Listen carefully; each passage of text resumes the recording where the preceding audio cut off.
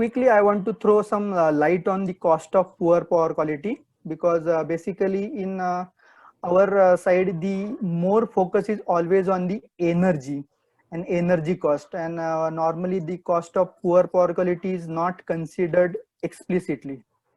So I would like to start with the direct cost of downtime in India.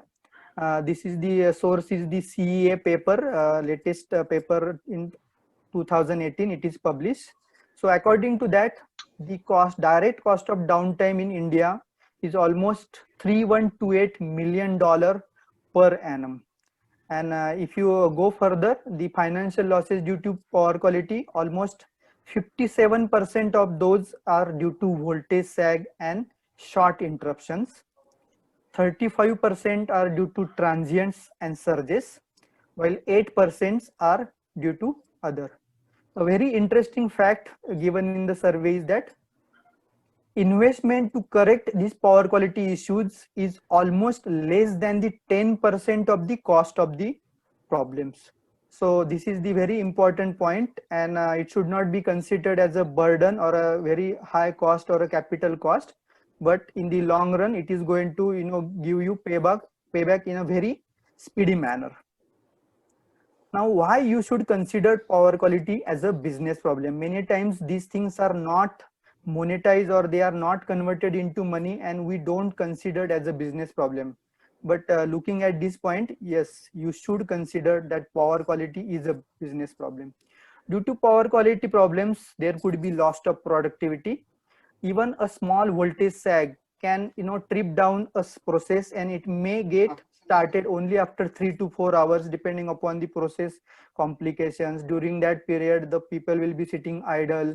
The equipment which should produce the whatever equipment or the whatever manufacturing is required, or a commercial building which should have some processes going on, but those all things will be coming to standstill. So this should be converted into money. There could be loss of orders due to all this. Goodwill is lost, all due to this. During the cutthroat competition you may lose the customers and ultimately profit.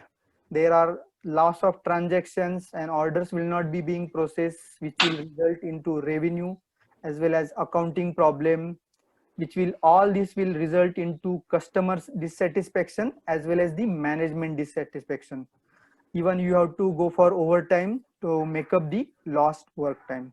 So ideally you can see that if you can convert these things into money, there is a huge cost associated with it, and the energy is a small part. But apart from this, if you consider this thing, power quality is definitely a point which is worth mentioning and taking note of. A survey by Electric Light and Power magazine has quoted that 30 to 40% of all business downtime is related to power quality problem. And it's a huge, but unfortunately many people could not pinpoint that this is a power quality problem. Many times it is taken into consideration and just restart it, just reset it, and people get used to it. They don't come to know that it's a power quality problem. It can be monitored and it can be managed.